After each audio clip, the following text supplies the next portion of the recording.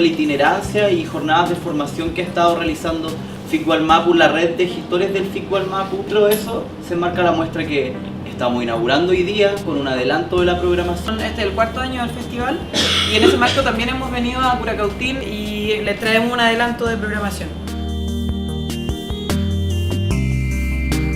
Participación, agradeciendo la oportunidad que nos brindan de poder experimentarnos en el cine, en el arte y en la comunidad. Tocó demasiado el cortometraje del niño. Mi nieto pasó por esa situación. Ahí hicieron de nuevo una votación ahora con los ministros.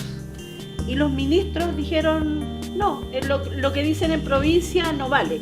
Experiencia práctica o a través de la academia. O sea, para mí son dos alternativas válidas y que uno las está siempre experimentando en la vida. Porque aquí había un ser que era más espiritual que el Locutube, el primer humano.